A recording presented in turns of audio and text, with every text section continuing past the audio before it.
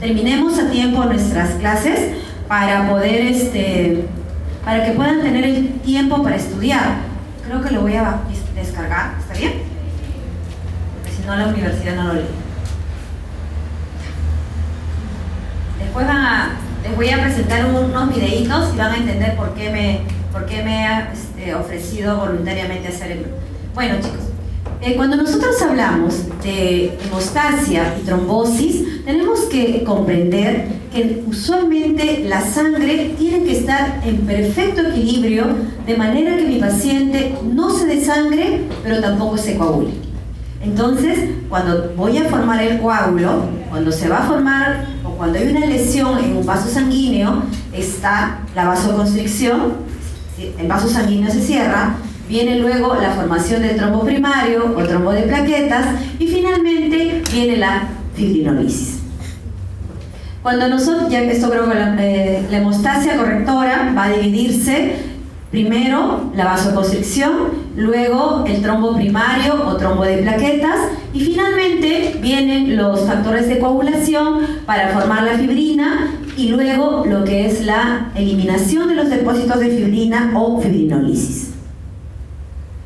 Entonces, cuando yo hablo de la hemostasia normal, tengo vaso sanguíneo, tengo plaquetas y tengo proteínas procoagulantes. ¿Qué quiere decir? Si mi paciente se desangra, puede ser porque tiene plaquetas en cantidad disminuida o en calidad anormal, que tengo proteínas de la coagulación que están disminuidas o que están aumentadas, o tengo problema en un vaso sanguíneo. Les voy a contar brevemente un caso. Nosotros manejamos a los pacientes con hemofilia en la institución. Hace como 10 años se operó un paciente hemofílico del corazón. Se le puso un recambio de una válvula aórtica. Entonces, ese paciente, tuve que entrar a la sala de operaciones y allí el paciente le corregimos el nivel de factor de coagulación hemofílico A, le dimos factor 8 y le dimos el factor, entró a sala de operaciones, terminó, todo bonito, y la enfermera me dijo, ahora quiero ver su arte, doctora. Después va a ver su arte. ¿Por qué? Porque el paciente entra a la máquina corazón-pulmón y entra a circulación extracorpórea. Entonces, todo estaba bien, dijimos, bueno, fuimos a sala de operaciones, a las 4 o 5 horas, que más o menos tú esperas que se forme el coágulo, y el paciente pasa a cuidados intensivos, siempre los pacientes operados del corazón, y aprendí que en la zona de esternón le ponen alambres cuando le van a suturar, no les ponen, abren el esternón y allí después ponen alambres. Entonces yo miro mi factor de coagulación, veo está el perfil de coagulación normal. ¿Por qué está normal? Porque le estoy dando los factores de coagulación. Entonces el paciente me llama a cuidados intensivos y me dice, está sangrando más de lo normal, más de lo esperado. Es una de las cosas que nosotros tenemos que tener en consideración cuando hacemos un tratamiento de un paciente o vamos a hacer el diagnóstico de alguien que tiene un problema de la coagulación. Entonces está sangrando más de 200 centímetros por hora, más de 200 centímetros, eso es demasiado. Entonces regresé, el paciente entró a sala nuevamente para revisión de hemostasia. Entonces me decían, tu factor, elévale la dosis de factor. Elevamos la dosis de factor, paró el sangrado, volvimos, nos llamaron a la 1 de la mañana, volvimos a entrar a la sala de operaciones y dosamos los niveles de factor y estaban normales. En la mañana llegamos a ver al paciente a primera hora y nos decían, no, tu paciente ya no sangra, está bien, pero el paciente estaba chocado. Entonces, ¿qué pasa? Por favor, vamos a entrar otra vez a sala de operaciones. No, pero ya no sangra. ¿Qué pasaba? El paciente estaba con los factores normales, había hecho taponamiento cardíaco. Abrimos, estaba lleno de coágulos alrededor. Entonces lo único que le pedí al cirujano de tórax es, doctor, por favor, haga una buena hemostasia. ¿Cuál era la razón del sangrado en ese paciente? vaso sanguíneo. Por eso les hablaba de los alambres. Los factores de coagulación estaban bien. ¿Nos hizo una coagulopatía de consumo en algún momento? Sí, porque llegó a recibir transfusión masiva por la cantidad de sangre que recibió para reponer el volumen que en ese momento estaba perdiendo. Cuando les hemos hablado, en general, hablamos de la hemostasia primaria, en la que está involucrada las plaquetas, las células endoteliales, y la hemostasia secundaria, en la que están los factores de la coagulación, tanto los procoagulantes, es decir, aquellos que forman el coágulo de fibrina, como aquellos que van a inhibir la vía de la coagulación, porque si no, yo estaría formando eternamente coágulos. Entonces, ¿qué sucede en la hemostasia normal? Primero, el vaso sanguíneo, aquí está la lesión, el vaso sanguíneo, y se da la agregación y la adhesión plaquetaria. Es la primera fase de la formación del trombo primario o trombo de plaquetas. ¿Por qué es importante que nosotros llevemos este concepto? Porque de acuerdo a ello va a ser la manifestación hemorrágica. Si es hemostasia primaria, vaso sanguíneo o plaquetas, mi paciente usualmente va a tener sangrados superficiales. Por ejemplo, epístasis, sangrados menstruales excesivos, moretones con facilidad. Miren aquí, además, al factor von Willebrand, porque el factor von Willebrand es el factor más, es la deficiencia más frecuente de coagulación, pero la que está menos diagnosticada. Viaja junto con el factor 8 y además participa en la hemostasia primaria porque también hace que se integre, que se una la plaqueta, las plaquetas, entonces forma el tapón hemostático primario, el trombo blanco o trombo de plaquetas. ¿Por qué se llama trombo primario? Porque ese trombo primario, primero, es lábil y además va a ceder con la presión. Luego va a venir la hemostasia secundaria que me va a permitir formar la malla de fibrina y me va a poder detener el sangrado. Me he tomado café. Entonces, finalmente, nosotros tenemos que tener un balance entre la vía de la coagulación, que va a terminar en la formación de fibrina, y los mecanismos inhibitorios de la coagulación, que aquí tenemos el sistema de la proteína C, proteína S y antitrombina. La vía de la coagulación va a dividirse en una vía intrínseca y en una vía extrínseca. Vamos a tener siempre la transformación del fibrinógeno en fibrina.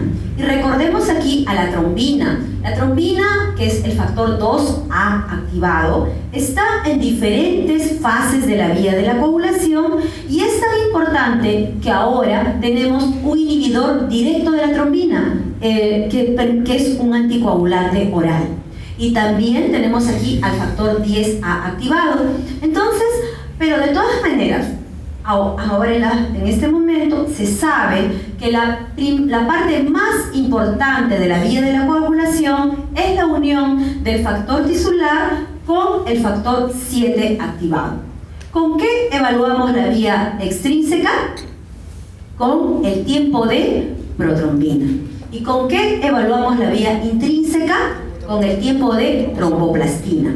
Pero recuerden, jóvenes, nosotros regularmente tenemos normal de 50 a 150% de factor en nuestra sangre, pero teniendo 30% de factor pueden salir los valores de pruebas de coagulación normales y por ello es muy importante la anamnesis. La historia de los sangrados, la historia de cirugías previas, la historia si mi paciente ha necesitado, por ejemplo, que después de una exodoncia que le coloquen puntos. Nosotros hemos escuchado pacientes que han tenido problemas de coagulación que sean exhaustivos en preguntarles, no se inhiban, por ejemplo, en saber cuántos días menstrua la paciente. Hay pacientes que tienen problemas de coagulación leves y como toda su vida han sangrado así, para ellos es normal. Entonces le dice, pero yo sangro lo normal. ¿Y cuánto es lo normal? Uso 2 paquetes de noche en el día. Eso no es normal. Por ciclo, eso no es normal. Y está tan cerca de nosotros los problemas de coagulación que inclusive en la comunidad médica queda subdiagnosticado. Y vienen a veces por la ferropenia, pero no vienen porque les llame la atención el tener sangrados anormales o moretones con facilidad. Entonces, como les decía, la vía del freno de toda esta producción de fibrina es la antitrombina, el sistema de la proteína C y el sistema que inhibe el complejo factor tisular, factor 7A activado. Esta es una lámina que siempre me gusta mostrarles porque aquí se muestra el equilibrio entre los factores de la coagulación. Tenemos acá la activación de los diferentes factores de la coagulación que finalmente se transforma una proteína soluble, que es el fibrinógeno, en fibrina. ¿Y qué proteína está aquí? La trombina. Y luego que viene la lisis de la fibrina con participación de la plasmina. ¿Y qué tenemos aquí? La formación de los productos de degradación de la fibrina.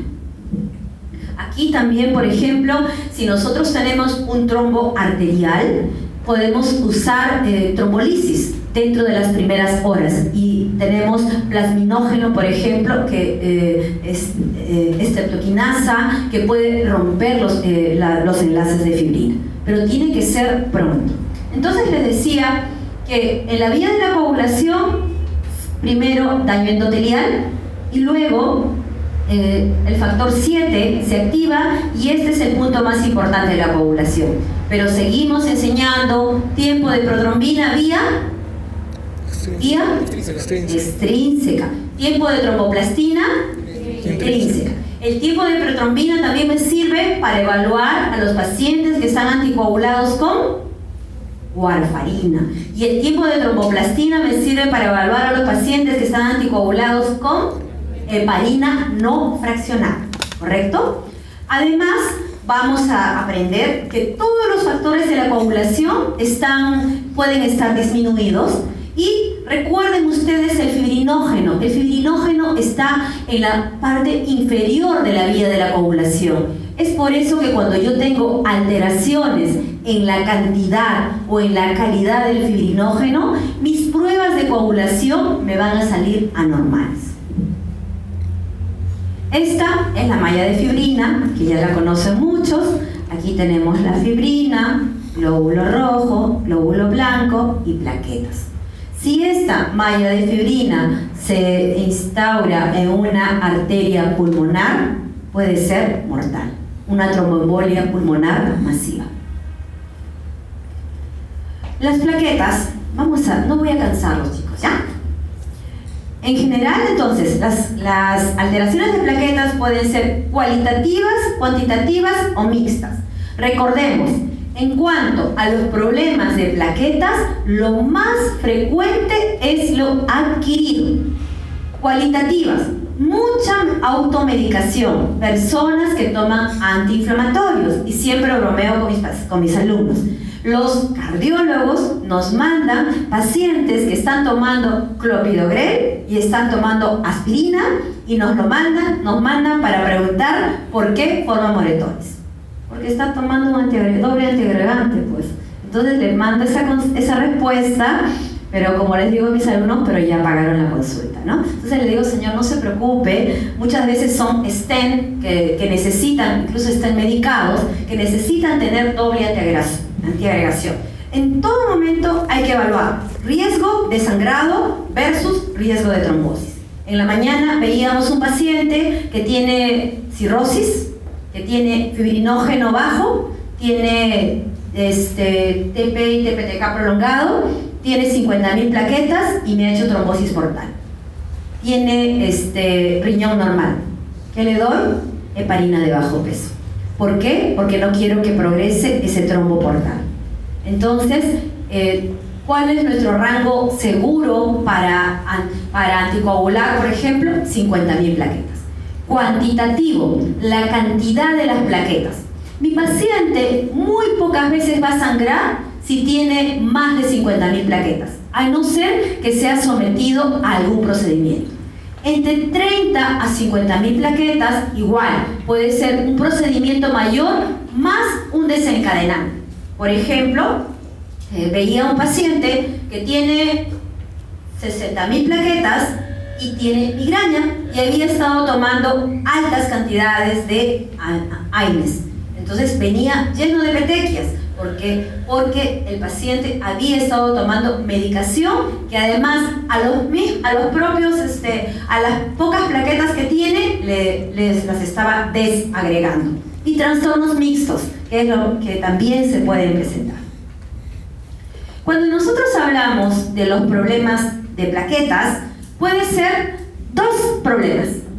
Producción disminuida. ¿Qué quiere decir? La fábrica está enferma. La médula ósea.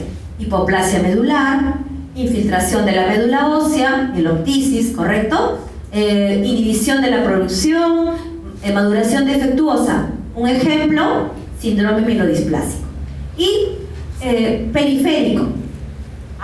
La médula funciona, pero afuera hay hiperesplenismo o destrucción acelerada. Un ejemplo, púrpura trombocitopénica inmune. Entre los trastornos cualitativos hemos mencionado a la enfermedad de von Willebrand y hay problemas hereditarios como el síndrome de Bernard-Soulier y la trombastenia de Glassman, que quisiera que quede como concepto general. Recordar que lo más frecuente es los adquiridos, uso de medicamentos. Por ejemplo, habíamos comentado que los británicos son tan exhaustivos que ellos han sacado una guía que inclusive desaconsejan no tomar ginkgo biloba, ajo, omega 3, omega 6, 10 días antes de la cirugía, porque alteran la función de las plaquetas. Las plaquetas viven 10 días, recuerden. Entonces, si un paciente tiene plaquetas normales y está recibiendo aspirina o clopidogrel y necesita una cirugía de emergencia y ha tomado hasta ayer y es una cirugía mayor, ¿qué voy a hacer? Le pongo plaquetas normales para que pueda entrar a su cirugía. Recuerden, vive 10 días la plaqueta. Ya nos ha sucedido. Paciente que tomaba aspirina más clopidogrel. Paciente adulta mayor que se va a una cirugía, una gastrectomía por un cáncer de estómago localizado y ha suspendido 3 días su antiagregación. Nos llaman porque está consangrado en capa. ¿Qué había pasado? Hemostasia primaria, no funciona, por lo tanto hay que darle plaquetas a pesar de que tenga un rango normal de plaquetas. Otra vez, la uremia, lupus. El lupus puede tener, además de trastornos cualitativos, también puede asociarse al síndrome antifosfolípido. Petequias son manifestación de problemas de plaquetas. Y usualmente cuando son menos de 20.000. Antes, y si mi paciente ha tenido, por ejemplo, ingesta de medicamentos, hematomas y petequias, yo voy a encontrar en pacientes que tienen problemas mixtos de la coagulación. Proteínas procoagulantes, igual, producción defectuosa. ¿Dónde se producen las proteínas? En el hígado. Entonces, si yo tengo cirrosis hepática, uno de los problemas que yo voy a tener es coagulación, pero además disminución de las proteínas vitamina K dependientes, la proteína C y la proteína S. Entonces, no es correcto decir que mi paciente tiene el perfil de coagulación prolongado y por eso está anticoagulado naturalmente. Eso es incorrecto. Pero ¿cómo va a ser trombo? Dicen, si no tiene factores de coagulación, pero también está disminuido los frenos, proteína C y proteína S. Y les he mencionado el caso de ese paciente con cirrosis que tiene plaquetas 50.000 y que me ha hecho trombosis portal. Destrucción o aumento del consumo. Por ejemplo, coagulación intravascular diseminada. Inhibición patológica de su actividad. Si yo tengo anticuerpos contra las plaquetas, la enfermedad se llama púrpura trombocitopénica inmune. Si yo tengo anticuerpos contra los glóbulos rojos, la enfermedad se llama anemia hemolítica autoinmune. ¿Pueden aparecer anticuerpos contra los factores de la coagulación? Sí, se llama hemofilia adquirida. ¿Y ahora vamos a hablar sobre hemofilia? ¿Cuál es la diferencia con la hemofilia congénita? Que aparece en adultos mayores. Puede ser primaria o puede ser secundaria. Y usualmente, y también puede haber problemas mixtos. Problemas de factores de la coagulación. Vamos a dividirlos igual, en hereditarios y adquiridos. Hereditarios, ligados al sexo, hablamos de hemofilia A, hemofilia B, y autosómicos, dominantes o recesivos, principalmente nos referimos a enfermedades von Willebrand. Adquiridos, deficiencia de vitamina K, uso de anticoagulantes orales y hepatopatía. No olvidemos, ahora que existen los nuevos anticoagulantes orales y no necesitan el INR de control, estoy hablando de Rivaroxaban, Dabigatran, ello no hace que mi paciente igual tenga riesgo de sangrado. Deficiencia de vitamina K, por ejemplo, pacientes que reciben altas dosis de antibióticos y que se elimina su flora intestinal. Tenemos que hablar de hemofilia. La hemofilia es una deficiencia congénita. Cuando hablamos de los factores de la coagulación, factor 8 o el factor 9, la hemofilia A es la más frecuente. Estos dos factores están en la vía intrínseca de la coagulación, es decir, prolongan el tiempo de tromboplastina. ¿Puedo tener hemofilia con perfil de coagulación normal? Sí, porque les he dicho que con el 30% me pueden salir mis pruebas de coagulación normales. Y en ese caso, a veces puede ser un hallazgo de laboratorio. La clasificación es severa, moderada y leve. Menos de 1%. La severidad va a ir de la mano con la expresión clínica. Es un problema de coagulación ligado al sexo. Eso quiere decir que las mujeres son las portadoras y los hombres van a manifestar la deficiencia. Hay un 30% de mujeres portadoras que pueden ser sintomáticas y manifestar sangrados aún teniendo valores normales de factores de coagulación. Para que se despierten, como les cuento a mis alumnos de seminario, a veces prefiero que me pregunte un médico, porque alguna vez he dicho que es una enfermedad ligada al sexo, entonces me ha dicho, entonces es como la sífilis, como el SIDA. No, es ligada al sexo, quiere decir que es el cromosoma X. Los periodistas les tengo miedo cuando nos preguntan. Ahora les voy a poner. Bueno, chicos, entonces cuando nosotros hablábamos, en general, cuando se forma la malla de fibrina, ¿por qué hablamos de hemofilia? Porque hemofilia es un ejemplo de cómo al estar disminuido o ausente uno de los factores de la coagulación, no se va a formar esta malla de fibrina, no se va a detener la hemorragia y mi paciente va a continuar con sangrado. Tenemos que considerar que nosotros tenemos de 50 a 150% de factor 8 o 9 en la sangre. Por eso les decía, la clasificación severa, menos de 1%, moderada, de 1 a 5 y leve, de 5 a 40%. Hay pacientes que tienen 1% y que son altamente sangradores, sangrantes. Es una enfermedad, una deficiencia en la cual la mamá es la portadora, en este cromosoma X está la información que codifica la formación del factor 8 o del factor 9. 25% de probabilidad en cada embarazo de tener un niño con hemofilia, un niño sin hemofilia, una niña portadora y una niña no portadora.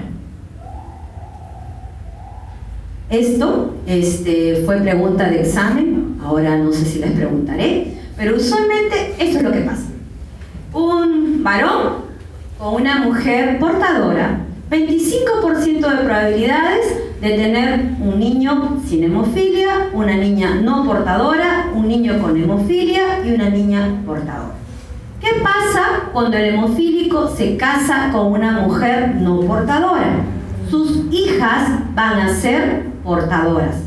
¿Y puede haber hemofilia en mujeres? Sí, solo en el caso que se case un hemofílico con una portadora. Y tenemos esta niña acá. Es genética, todavía sigo siendo profesora de biología. Bueno, se llamó enfermedad de los reyes porque la reina Victoria fue conocida, una portadora de hemofilia B. Me olvidé de mencionar que el 70% de las personas que padecen hemofilia es hemofilia A, pero ella tuvo hemofilia B y, como vemos, transmitió a las diferentes casas europeas el gen de la hemofilia. Me olvidé de mencionar que esta mutación puede presentarse de manera espontánea en un 30% y aparecer hemofilia sin que haya antecedentes previos. La reina Victoria fue una portadora espontánea y, como no había antecedentes de hemofilia en la familia, los británicos estudiaron bastante sobre la hemofilia y gracias a ellos aprendimos que pueden haber mutaciones espontáneas. Lo de la transmisión ya lo hemos mencionado. El diagnóstico diferencial aquí me sirve también para hablar de, primero, el tiempo de tromboplastina incrementado. Tenemos deficiencia de factor 8, factor 9, eso es hemofilia A y hemofilia B. Antes, a la deficiencia de factor 11 le llamaban hemofilia C, pero no es hemofilia C, es deficiencia de factor 11. La deficiencia del factor 12 también prolonga el tiempo de tromboplastina, pero es la única deficiencia que no se asocia al sangrado, sino a trombosis. La enfermedad de von Willebrand también puede prolongar el tiempo de tromboplastina porque viaja junto con el factor 8. El anticoagulante lúpico también va a prolongar el tiempo de tromboplastina y no va a haber corrección en la prueba de mezcla, pero mi paciente lo que va a tener es tendencia a trombosis. En hemofilia adquirida voy a tener el tiempo de tromboplastina prolongado, no va a haber corrección en la prueba de mezcla y mi paciente va a tener sangrado. Cuando mi paciente usa heparina, tengo el TPTK prolongado. Si mi paciente tiene deficiencia de vitamina K, principalmente voy a tener tiempo de protrombina prolongado. En la enfermedad hepática es errática y en la coagulación intravascular diseminada pueden estar alteradas todos los factores de la coagulación, inclusive las plaquetas. La enfermedad de von Willebrand es el trastorno de coagulación más frecuente. Se considera que hasta el 1% de la población lo puede padecer y podemos tener el déficit cuantitativo o cualitativo del factor von Willebrand. Entonces, lo más frecuente es la tipo 2, la cualitativa. Luego viene la tipo 1 y la tipo 3, en la que tenemos deficiencia total del factor von Willebrand. Es el diagnóstico, si bien es cierto, se hace por laboratorio, el factor von Willebrand va a variar la cantidad si es que según el grupo sanguíneo. Y además vamos a tener, por ejemplo, ante el estrés o procesos inflamatorios, el factor von Willebrand puede elevarse. Entonces, hubo una publicación que los americanos decían: ¿cómo trato enfermedades de von Willebrand? Principalmente por anamnesis.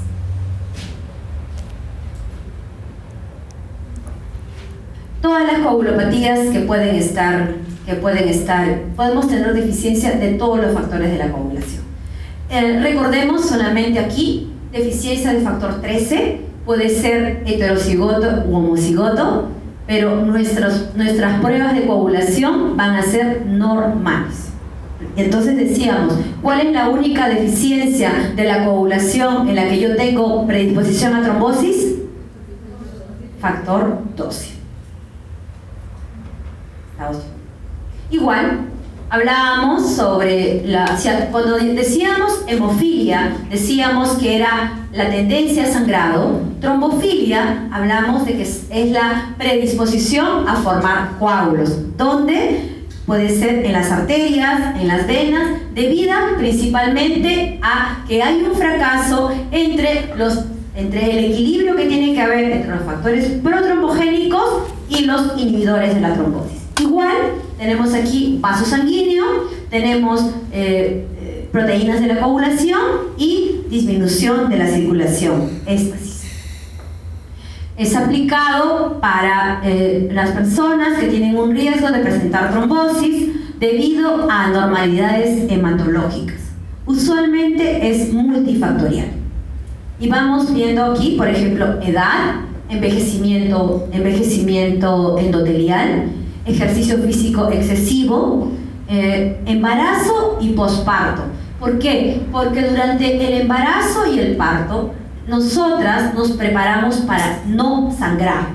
Entonces, usualmente disminuye fisiológicamente las proteínas de la coagulación, la proteína C y la proteína S. Y las mujeres que además tienen una deficiencia que no se conoce, que no la conocen porque nunca han tenido manifestaciones, pueden tener, por ejemplo, abortos recurrentes, parto prematuro, preeclampsia severa. La cirugía, principalmente además si estamos hablando de cirugías extensas, cirugías de neoplasias, condiciones adquiridas, algunos medicamentos, por ejemplo, el uso de L-asparginasa en leucemia linfática crónica, el uso de talidomida en mieloma múltiple, son condiciones que van a hacer que mi paciente tenga una suma de factores que pueden predisponer a formación de coágulo. Deficiencia de factores. Estamos hablando de factor 12, pero recordemos que no es uno, sino usualmente son varios factores los que van a incrementar. El incremento de factor 8 no nos hemos puesto de acuerdo, no se ponen de acuerdo, algunos dicen más de 150%, pero recordemos que 150% es normal, eso agregado a otras situaciones. Entendemos que tiene que haber un equilibrio entre la trombina y la plasmina. Virchow nos habló hace muchos años de la triada en la que tenía que estar en equilibrio la circulación, el vaso sanguíneo y los factores de la coagulación. Por supuesto, a mayor cantidad de factores, mayor predisposición a hacer trombos. El estado de coagulabilidad, ¿qué significa? Que el endotelio tiene que estar sano, que los factores tienen que estar normales y que el flujo de sangre tiene que estar adecuado. O sea, no tiene que haber éstasis. Por ejemplo, un paciente que tiene una fractura de cadera, ¿qué factores tiene? Edad, usualmente paciente adulto mayor. ¿Qué más tiene? Lesión del vaso sanguíneo, está postrado. Vamos sumando diabético, obeso, vamos sumando factores en el paciente que tiene riesgo de desarrollar trombosis. La trombosis venosa se va a dar cuando hay un desequilibrio hacia el lado de la circulación, éstasis sanguínea. Si la trombosis es arterial, vamos a tener una lesión endotelial. Y las causas de trombofilia pueden ser múltiples. Lo que yo quiero que quede como concepto es que dentro de las causas de trombofilia son mixtas. Dentro de las adquiridas, la más frecuente es síndrome antifosfolípido. Recordemos que síndrome antifosfolípido tiene criterios de laboratorio y tiene criterios de clínica. Criterios de laboratorio: presencia de anticoagulante lúpico o anticardiolipina, y además criterios clínicos: trombosis venosa o trombosis arterial o morbilidad gestacional. Y ambos los anticuerpos tienen que estar separados con 12 semanas. Pero cuando no estoy diciendo que yo tengo que esperar las 12 semanas para dar tratamiento a mi paciente, yo tengo que esperar las 12 semanas para dar el diagnóstico. ¿Y por qué? Muchas veces es causa de aborto recurrente. Y vienen las gestantes. Hemos tenido incluso casos de mujeres que han perdido, la última que vimos había perdido 8 bebés. Y tenía tanta vergüenza de decir que estaba embarazada. La señora pesaba más de 100 kilos. Entonces, yo le dije, por favor, tienes un síndrome antifosfolípido, ponte heparina, aunque sea. ¿En qué trimestre pierdes? En el primer trimestre. Ponte heparina en el primer trimestre.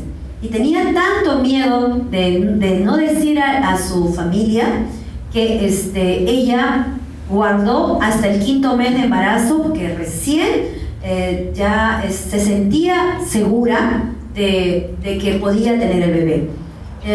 Finalmente el bebé ha nacido a las 37 semanas. ¿Por qué? Porque el dímero D estaba muy elevado, estaba más de 1500 en la última evaluación que le hicimos, y el ginecólogo dijo no, aquí terminamos la gestación. Porque además, ¿qué otro riesgo tenía la paciente? Tenía el riesgo de presentar una trombosis pulmonar.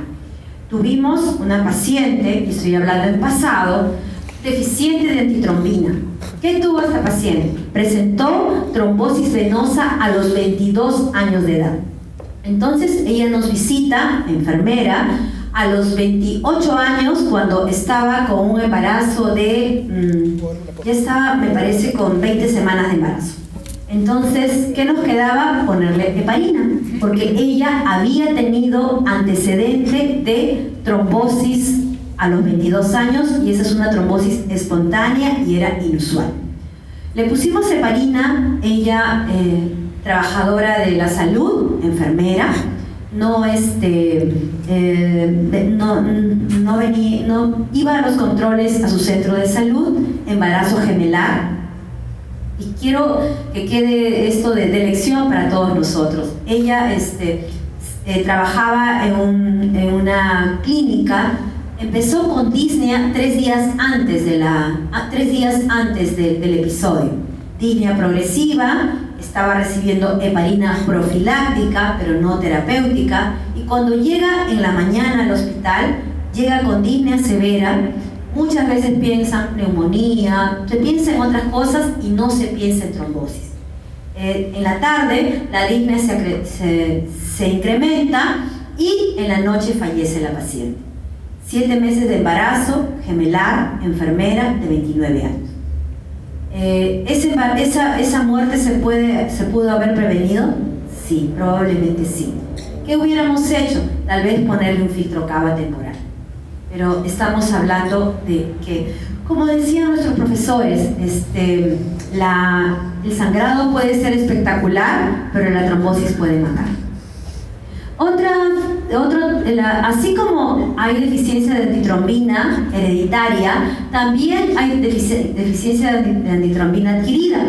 Por ejemplo, en los pacientes que tienen síndrome nefrótico. Las neoplasias, sobre todo los adenocarcinomas, son altamente trombogénicos. cirugía, edad avanzada, diabetes, y vamos sumando.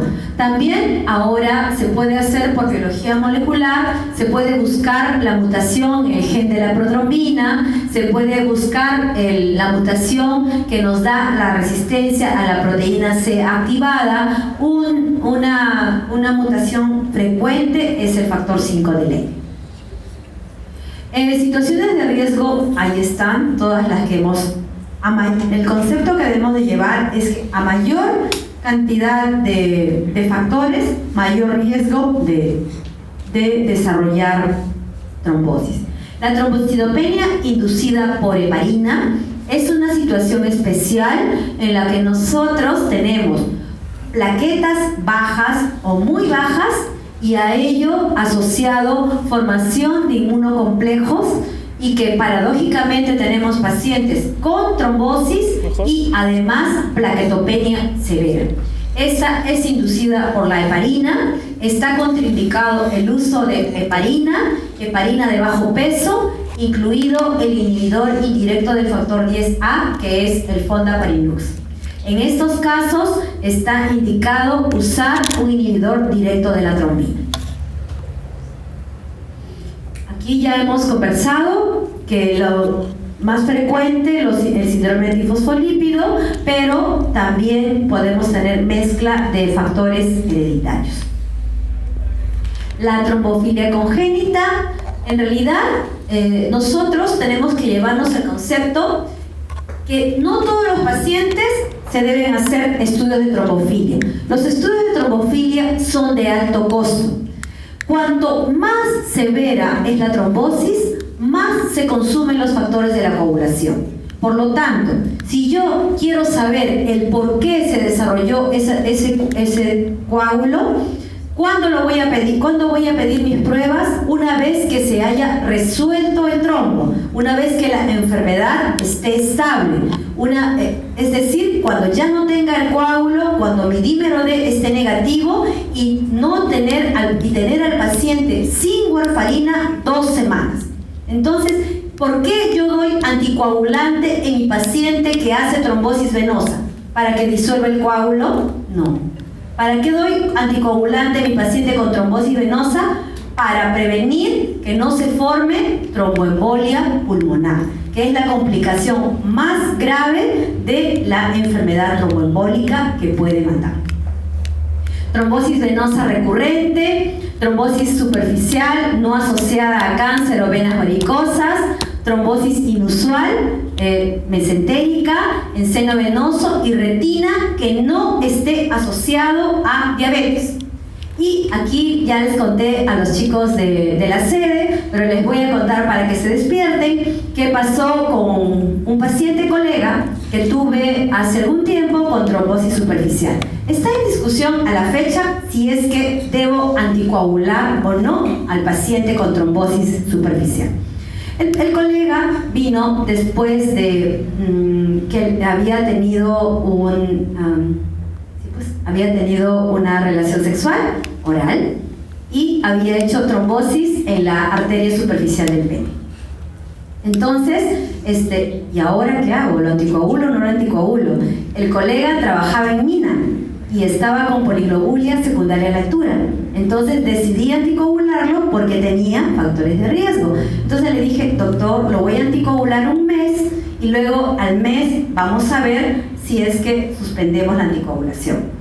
Y cada vez que venía quería enseñarle su trombosis y yo decía, no, doctor, y no más gracias, no se preocupe, con el mes es suficiente. Después ya no regresó el colega, lo dejé con aspirina, le dije que tuviera cuidado con no elevar mucho el nivel de hemoglobina y probablemente allí, ¿cuál fue la causa de la trombosis? ¿Cuál fue? Vaso sanguíneo, ¿correcto? En ese caso, seguramente no fue una trombosis inusual, fue una trombosis inusual, pero debido a lesión en vaso sanguíneo.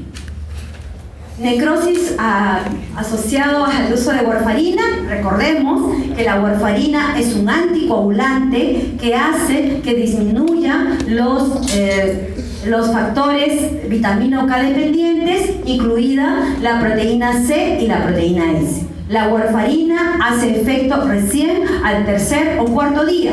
Es por eso que yo a mi paciente con warfarina le voy a dar terapia puente. ¿En quiénes también está recomendado hacer estudios de trombofilia? En pacientes que tienen familiares de primer grado con trombofilia establecida. Hace algún tiempo vino un paciente, 40 años, hizo un viaje a Alemania y bajando hace una trombosis venosa. Le hacen los estudios moleculares y le encuentran la mutación en el gen de 20-10A de la protrombina.